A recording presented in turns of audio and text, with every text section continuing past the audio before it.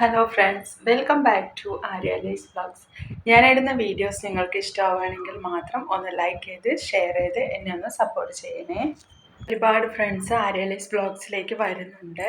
എന്നെ സപ്പോർട്ട് ചെയ്ത് ആര്യാലീസ് vlogs subscribe ചെയ്ത എല്ലാവർക്കും ഒരുപാട് thank you so much.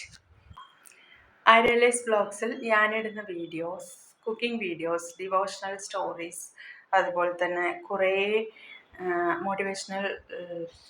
Motivational videos, പിന്നെ നമ്മുടെ നിത്യജീവിതത്തിൽ കുട്ടികൾക്കും മുതിർന്നവർക്കും എല്ലാവർക്കും ചെയ്യാൻ പറ്റുന്ന വളരെ ലളിതമായ രീതിയിലുള്ള യോഗ വീഡിയോസ് ഞാൻ നേരത്തെ അപ്ലോഡ് ചെയ്തിട്ടുണ്ട്. ഇന്നൊരു കുക്കിംഗ് വീഡിയോ ആയിട്ടാണ് ഞാൻ വന്നിരിക്കുന്നത്. നമുക്ക് വളരെ സിമ്പിൾ മെത്തേഡിൽ ഒരു വെജ് ബിരിയാണി ഉണ്ടാക്കാം. അതിനായിട്ട് ഞാനിവിടെ ഒരു 5-6 ബീൻസ് എടുത്ത് കട്ട് ചെയ്തിട്ടുണ്ട്. 4 പച്ചമുളകും 2 വലിയുള്ളിയും കൂടി കട്ട് ചെയ്തെടുത്തിട്ടുണ്ട്. 1 ക്യാരറ്റും 2 തക്കാളി കട്ട് ചെയ്തെടുത്തിട്ടുണ്ട്. കുറച്ച് മല്ലിയിലയും കുറച്ച് പുതിനയും കൂടി എടുത്തു. ഇനി നമുക്ക് ഇഞ്ചി വെള്ളുള്ളി ഒന്ന് കട്ട് ചെയ്തിട്ട് ഒന്ന് പേസ്റ്റ് ആക്കി എടുക്കാം. 1 സ്പൂൺ ഇത് ആവശ്യമുണ്ട്. ഇതെല്ലാവർക്കും അറിയാവുന്ന കാര്യം തന്നെയാണ്, എങ്കിലും എൻ്റേതായ രീതിയിൽ വളരെ സിമ്പിൾ മെത്തേഡിൽ നമുക്കൊരു വെജ് ബിരിയാണി ഉണ്ടാക്കാം. ഇന്ന് സൺഡേ, കുട്ടികൾ വീട്ടിലിരിക്കുകയാണ്. അപ്പോൾ അവർക്ക് ഇഷ്ടമായിട്ടുള്ള എന്തെങ്കിലുമൊക്കെ സ്പെഷ്യൽ ഐറ്റംസ് ഉണ്ടാക്കി കൊടുക്കാം. അതിനായിട്ട് ഞാനിവിടെ ഒരു കുക്കർ വെച്ച് അതിലേക്ക് ഓയിൽ ഒഴിച്ച് കൊടുത്തിട്ടുണ്ട്. കട്ട് ചെയ്ത് വെച്ചിരിക്കുന്ന വലിയ ഉള്ളി ഇട്ടിട്ട് ഒന്ന് നന്നായിട്ടൊന്ന് വഴറ്റിയെടുക്കാം. നമ്മുടെ വീട്ടിൽ എന്തൊക്കെയാണോ വെജിറ്റബിൾസ് ഉള്ളത് അത് മാത്രം ഒന്ന് മിക്സ് ചെയ്തിട്ട് നമുക്ക് പറ്റാവുന്ന രീതിയിൽ ഒരു സിമ്പിൾ ആൻഡ് ഈസി വെജ് ബിരിയാണിയാണ് ഞാൻ ഉണ്ടാക്കുന്നത്. കുറച്ച് പട്ട, ഒരു ലീഫ്, കുറച്ച് ഏലക്ക, ഗ്രാമ്പൂ കൂടി എടുത്തിട്ട് നമുക്കൊന്ന് വഴറ്റിയെടുക്കാം. പിന്നെ പെരിഞ്ജീരകം, ആ മസാലക്കൂട്ടിൽ എന്തൊക്കെയുണ്ടോ അതെല്ലാം കുറച്ചായിട്ട് ഇട്ടിട്ടൊന്ന് വഴറ്റിയെടുക്കാം.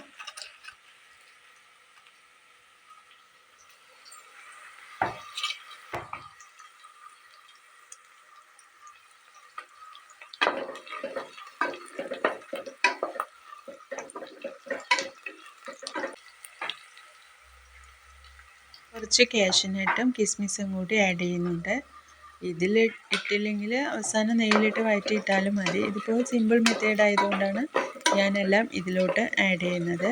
അതൊന്ന് ചൂടായി വരുന്ന സമയത്ത് ഇതിലേക്ക് നമുക്ക് 1 സ്പൂൺ ഇഞ്ചി വെള്ളുള്ളി പേസ്റ്റ് കൂടി ഇട്ട് കൊടുക്കാം. അതിൻ്റെ പച്ചമണം ഒന്ന് മാറുന്നത് വരെ വഴറ്റിയെടുക്കാം.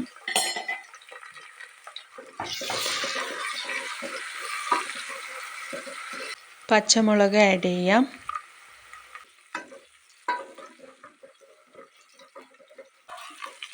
ക്യാരറ്റും ബീൻസ് ഒന്ന് ആഡ് ചെയ്തിട്ട് നന്നായിട്ടൊന്ന് മിക്സ് ചെയ്ത് കൊടുക്കാം. ഒന്ന് വഴണ്ടി വരുന്ന സമയത്ത് നമുക്കിതിലേക്ക് കുറച്ച് മസാലക്കൂട്ട് ആഡ് ചെയ്ത് കൊടുക്കാം.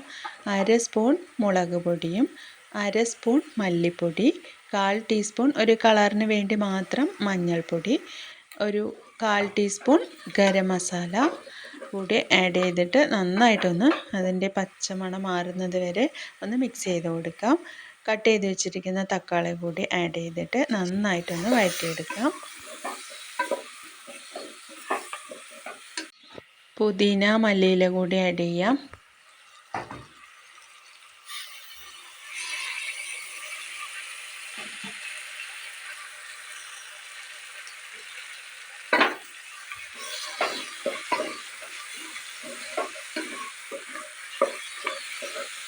വെള്ളം ആഡ് ചെയ്യാം.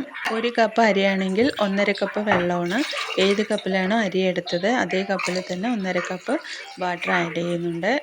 ഞാനിപ്പോൾ ഇതിലാണ് വെള്ളം ഒഴിക്കുന്നത്. ഞാൻ എടുത്ത അരിയുടെ അളവിൽ വെള്ളം ഒഴിച്ച് കൊടുക്കുന്നുണ്ട്. വെള്ളം ഒന്ന് തിളയ്ക്കുന്നത് വരെ വെയിറ്റ് ചെയ്യാം. ആവശ്യത്തിനുള്ള ഉപ്പ് കൂടി ആഡ് ചെയ്ത് കൊടുക്കാം.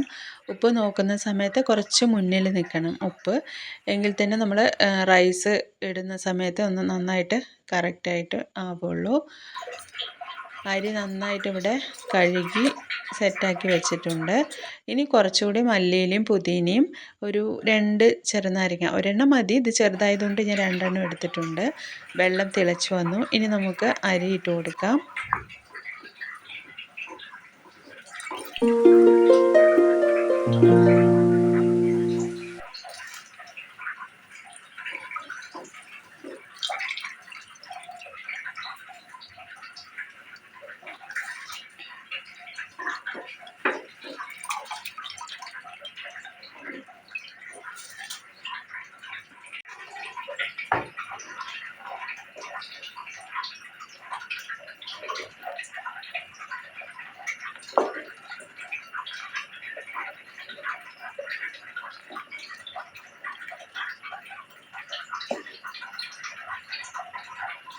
ഇത് അടച്ച് വെച്ച് വേവിക്കാം.